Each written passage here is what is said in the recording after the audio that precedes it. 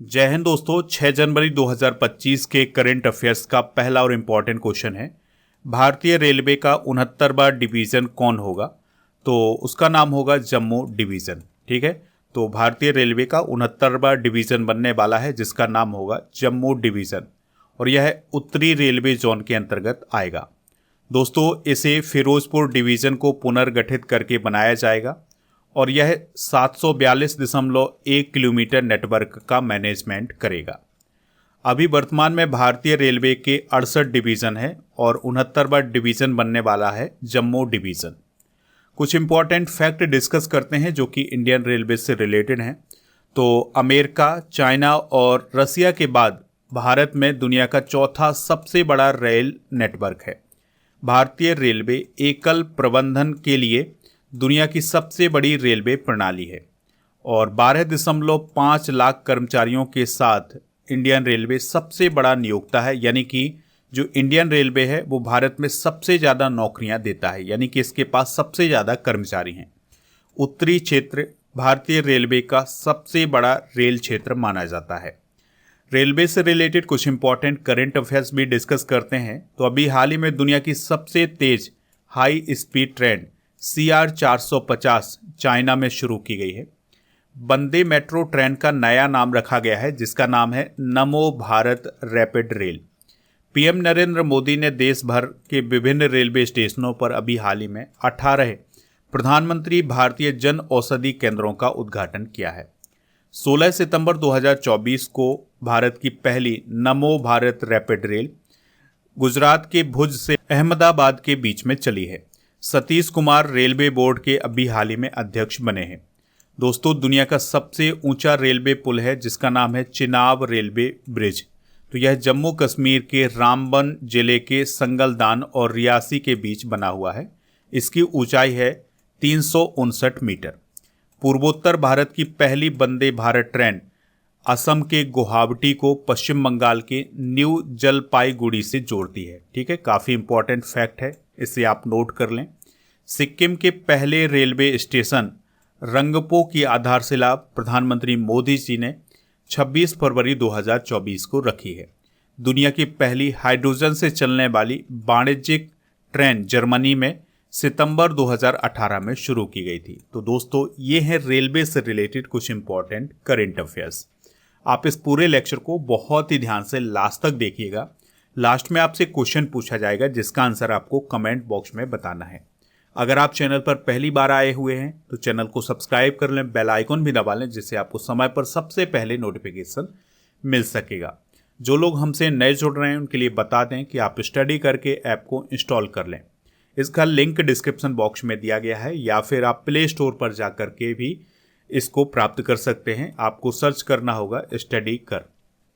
तो दोस्तों, ई बुक वाले सेक्शन पर आपको जनवरी से दिसंबर 2024 तक के करेंट अफेयर्स की ई बुक मिल जाएगी, हिंदी और इंग्लिश दोनों मीडियम में। तो इसको आप वहां से प्राप्त कर लें।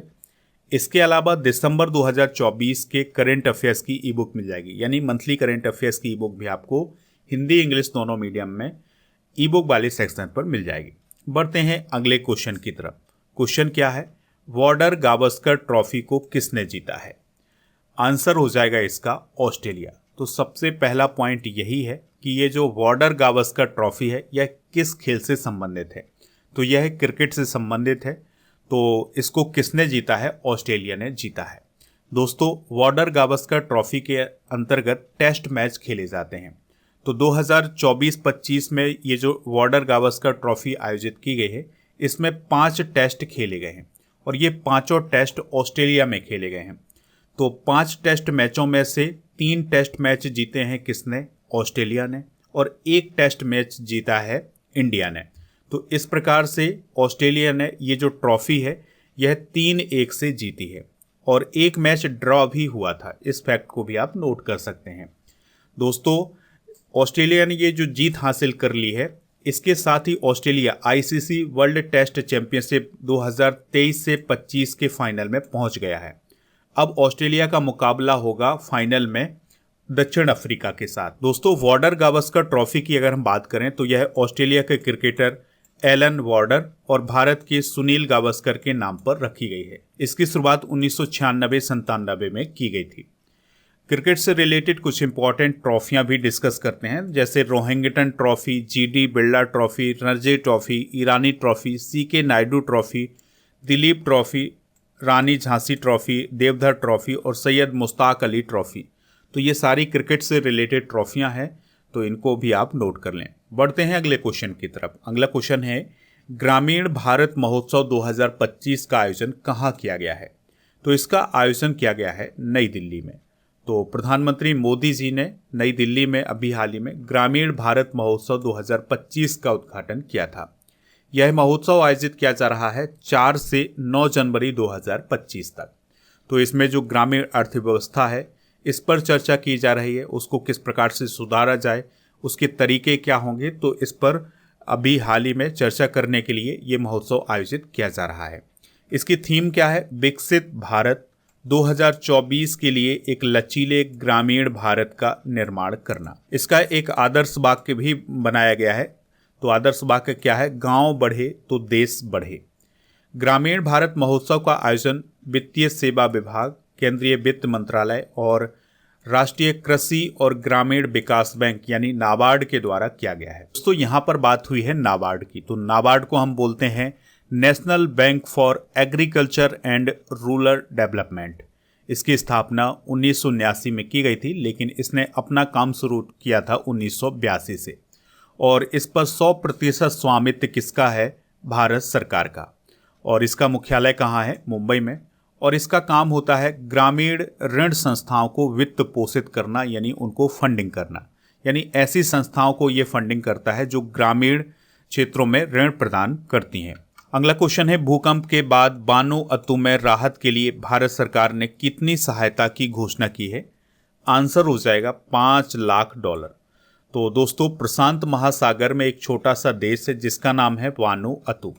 तो वहाँ पर 17 दिसंबर और 22 दिसंबर को भयंकर भूकंप आया था, जिसके कारण वो देश काफ़ी प्रभावित हो गया है।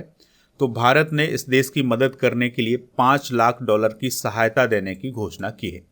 वानुअतु की बात करें तो यह प्रशांत महासागर में स्थित एक द्वीप राष्ट्र है और इस देश में 13 मुख्य द्वीप और कई छोटे छोटे द्वीप शामिल हैं।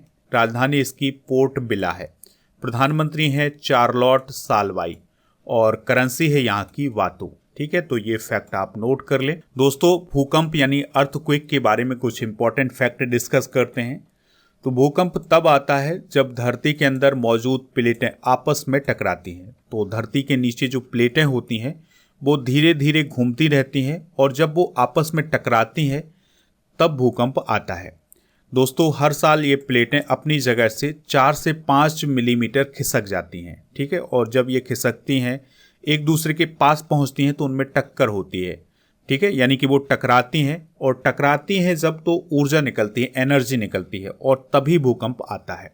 भूकंप की तीव्रता को रिएक्टर मैग्नीट्यूड टेस्ट से मापा जाता है। भूकंप को इसके केंद्र से मापा जाता है जिसे एपिक सेंटर बोला जाता है।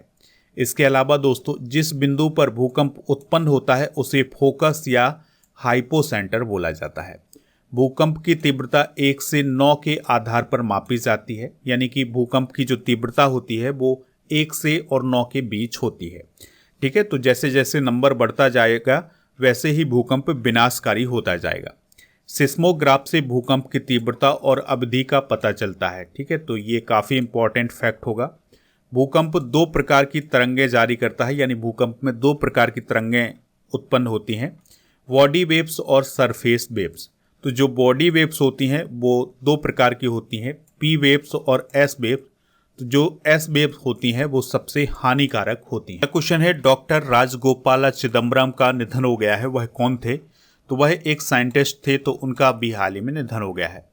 दोस्तों उनका संबंध चेन्नई से था, इस फैक्ट को आप नोट कर लें। वह भारत के मुख्य वैज्ञानिक सलाहकार भी रह चुके थे। 1974 की न्यूक्लियर टेस्टिंग टीम में डॉक्टर राजगोपाला ने अहम भूमिका निभाई थी और 1998 में जो पोखरण परमाणु टेस्ट 2 हुआ था उन्होंने उस टीम को लीड किया था। यानी कि जब भारत में 1998 में परमाणु परीक्षण हुआ था तो उस टीम को लीड कौन कर रहे थे? डॉक्टर राजगोपाला। दोस्तों डॉक्टर राजगोपाला को 1975 में पद्मश्री दिया गया था और 1999 में उन्हें पद्म विभूषण से सम्मानित किया गया था। 1990 में उन्होंने भाभा एटॉमिक रिसर्च सेंटर के डायरेक्टर के रूप में भी काम किया हुआ है। हाल ही में हुए कुछ प्रमुख निधन डिस्कस करते हैं। तो पूर्व पीएम डॉक्टर मनमोहन सिंह का अभी हाल ही में निधन हुआ है। मलयालम अभिनेत्री मीना गणेश का निधन हुआ है। फिल्म मेकर श्याम बेनेगल का निधन हुआ है। हरियाणा के पूर्व सीएम ओम प्रकाश चौटाला का निधन हुआ है। एसआर समूह के चेयरमैन शशि रुइया का निधन हुआ है। प्रसिद्ध गायक और संगीतकार पंडित संजय मराठे का निधन हुआ है। तबला वादक उस्ताद जाकिर हुसैन का निधन हुआ है। गुजराती गायक पुरुषोत्तम उपाध्याय का निधन हुआ है।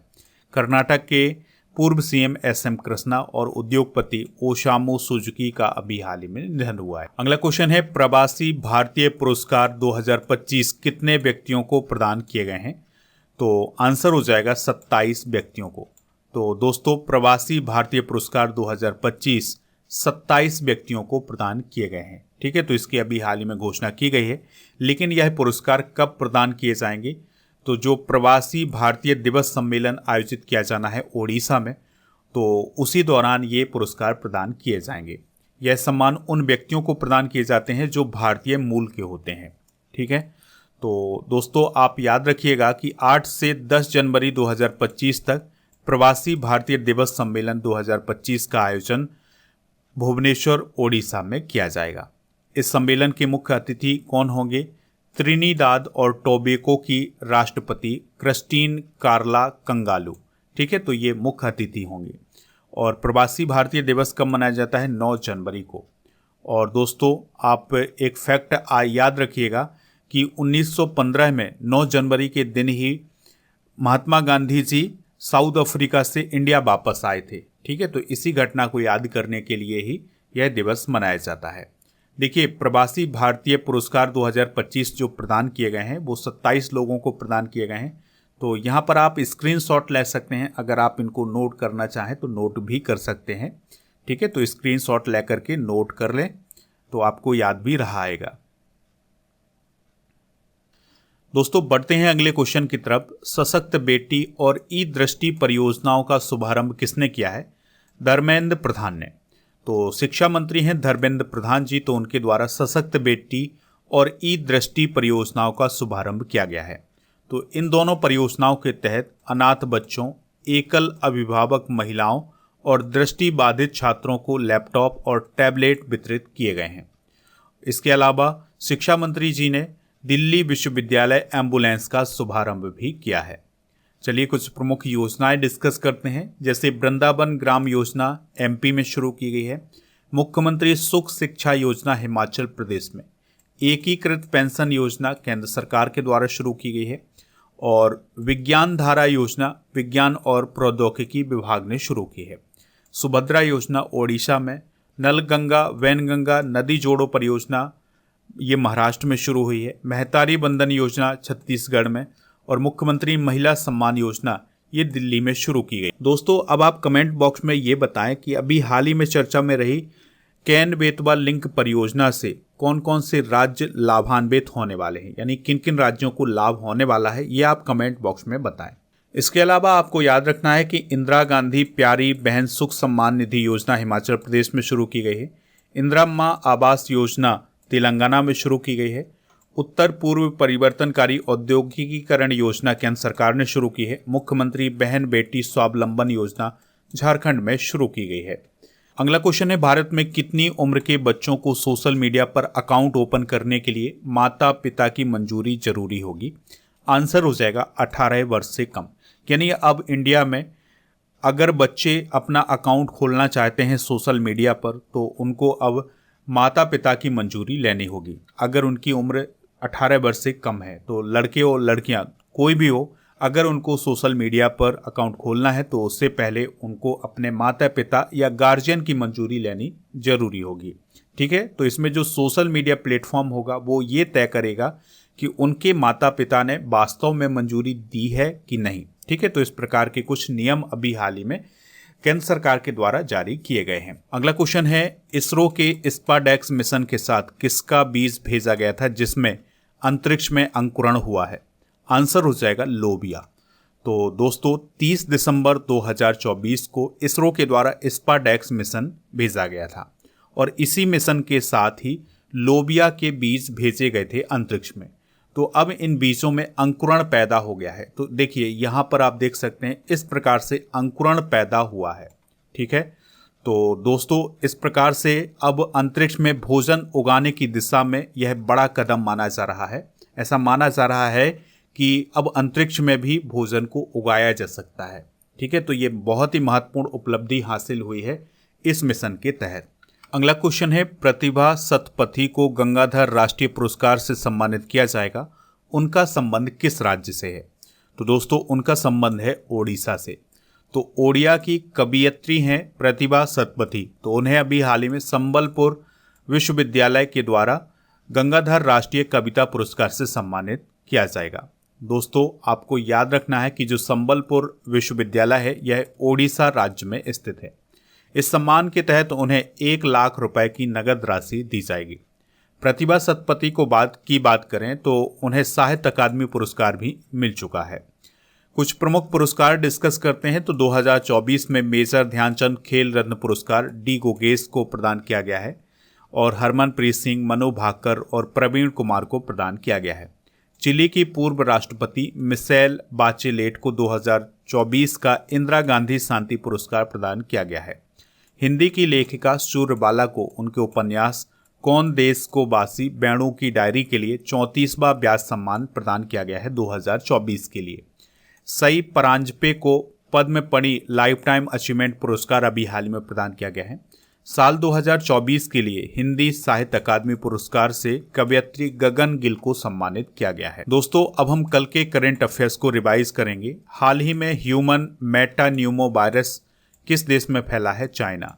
31वीं राष्ट्रीय बाल विज्ञान कांग्रेस 2025 का आयोजन कहाँ किया जा रहा है? भोपाल में। भारत की पहली तटीय और जल पक्षी जनगणना किस राज्य में शुरू की गई है? गुजरात में। वन पारिस्थितिकी तंत्र को हरित सकल घरेलू उत्पाद से जोड़ने वाला पहला राज्य कौन बना है? छत्तीसगढ़। 2023 में दुनिया का 6वां सबसे बड़ा कपड़ा और परिधान निर्यातक देश कौन बना है? भारत। भारत और किस देश के बीच गैर बासमती सफ़ेद चावल व्यापार पर समझौता हुआ है? इंडोनेशिया। हाल ही में किस देश ने 1 जनवरी 2025 से पर्यटक कर लागू किया है? रूस। पाकिस्तान किस देश की मदद से अपना सबसे बड़ा नाभिकीय संयंत्र बना रहा है? चाइना। विश्व ब्रेल दिवस कब मनाया जाता है? 4 जनवरी को। हाल ही में किस संस्थान ने टिनिसस के निदान के लिए उपकरण डेवलप किया है? IIT बॉम्बे। आज के जनरल नॉलेज के पिटारे में हम डिस्कस करेंगे प्रमुख वैज्ञानिक और उनके आविष्कार। तो उत्प्लावकता का नियम दिया था आर्किमिडीज ने और यह यूनान से संबंधित था। जड़त्व का नियम गैलीलियो गैलीली ने दिया था, ये इटली से संबंधित थे। प्रकाश का तरंग सिद्धांत ये क्रिश्चियन हाइगेंस ने दिया था, ये हॉलैंड के थे। मशीन गन का आविष्कार जेम्स पकल ने किया था, ये इंग्लैंड के थे। टेलीविज़न का आविष्कार JL बियर्ड ने किया था, ये इंग्लैंड के थे। पेट्रोल चालित कार का आविष्कार किया था कार्ल वेंज ने। थर्मामीटर या थर्मोस्कोप का आविष्कार किया था गैलीलियो ने, ये इटली के थे। और विद्युत चुंबकीय तरंगों का आविष्कार किया था हेनरिक रूडोल्फ हर्ट्ज ने, जो कि जर्मनी के थे। गति के नियम किसने दिए थे? आइजक न्यूटन ने, ये इंग्लैंड के थे। ठीक है, तो ये कुछ प्रमुख वैज्ञानिक और उनके आविष्कार हैं। दोस्तों अब हम दिसंबर 2024 के करंट अफेयर्स को रिवाइज करेंगे। हाल ही में किस देश ने PM मोदी को अपना सर्वोच्च राष्ट्रीय सम्मान प्रदान किया है? डोमिनिका। झिरी मेला किस राज्य या कैंसस प्रदेश में आयोजित किया जाता है? जम्मू कश्मीर। किस शहर में पहले एयर टैक्सी स्टेशन का निर्माण शुरू हुआ है? दुबई। प्रथम बोडोलैंड महोत्सव का आयोजन कहाँ किया जाएगा? नई दिल्ली। जनजातीय गौरव दिवस कब मनाया जाता है? 15 नवंबर को। तुलसी गब्बार्ड किस देश में राष्ट्रीय खुफिया निदेशक नियुक्त हुई है? अमेरिका। विश्व की सबसे स्थायी एल्यूमिनियम कंपनी कौन बनी है? हिंडाल्को। राजा शंकर शाह और रघुनाथ शाह स्वतंत्रता संग्राम सेनानी संग्रहालय का उद्घाटन किस राज्य में किया गया है? मध्य प्रदेश। चौथे सी विजिल अभ्यास की मेजबानी कौन करेगा? भारतीय नौसेना। इंडियन ऑयल के नए अध्यक्ष कौन बने हैं? अरविंदर सिंह साहनी। दोस्तों कल के करंट अफेयर्स में आपसे पूछा गया था कि CRPF के DG कौन बने हैं, तो बितुल कुमार अभी हाल ही में CRPF के DG बने हैं। तो लगभग सभी लोगों ने इसका आंसर बितुल कुमार बताया हुआ है। आप हमारे ऐप को इंस्टॉल कर लें। ऐप पर जैसे ही आप पेड कोर्स वाले ऑप्शन पर जाएंगे तो आपको बहुत सारे कोर्स मिल जाएंगे जो कि आपके एग्ज़ाम में बहुत हेल्प कर सकते हैं। जैसे मैथ्स फाउंडेशन बैच लॉन्च किया गया है, जिसमें आपको डेली लाइव क्लासेस मिल रही हैं, PDF नोट्स मिल रहे हैं, फ्री टेस्ट है। इसके अलावा इसकी जो वैलिडिटी है वो 12 महीने की है, तो इसको आप वहाँ से प्राप्त कर सकते हैं। मैथ के अलावा GK GS का फाउंडेशन बैच है, SSC फाउंडेशन बैच है, रेलवे फाउंडेशन बैच है। इसके अलावा जो व्यापम है और जो भी स्टेट के एग्ज़ाम है उन सभी के लिए कोर्स आपको ऐप पर मिल जाएंगे, तो इन सबको आप वहाँ से प्राप्त कर सकते हैं। इसके अलावा आपको टेस्ट पास भी मिल जाएगा, तो टेस्ट पास में आपको 4000 से अधिक टेस्ट मिल जाएंगे 1 वर्ष की वैलिडिटी के साथ। अब आपके लिए क्वेश्चन है जिसका आंसर आपको कमेंट बॉक्स में देना है। क्वेश्चन क्या है, प्रवासी भारतीय दिवस कब मनाया जाता है? जो भी इसका राइट आंसर हो कमेंट बॉक्स में जरूर बताएं। इसके अलावा दोस्तों ऐप पर आपको टेस्ट सीरीज वाले ऑप्शन पर डेली करंट अफेयर्स का टेस्ट और मॉक टेस्ट ये सभी मिल जाएगा। ईबुक वाले सेक्शन पर आपको ईबुक मिल जाएगी करंट अफेयर्स की और GK GS की, तो इसको भी आप वहां से प्राप्त कर सकते हैं। हमारे इंस्टाग्राम पेज को फॉलो कर सकते हैं और व्हाट्सएप चैनल को ज्वाइन कर सकते हैं, इसका लिंक डिस्क्रिप्शन बॉक्स में दिया गया है। PDF के लिए आप हमारे टेलीग्राम चैनल को ज्वाइन कर लें, इसका नाम है स्टडी कर ऑफिशियल।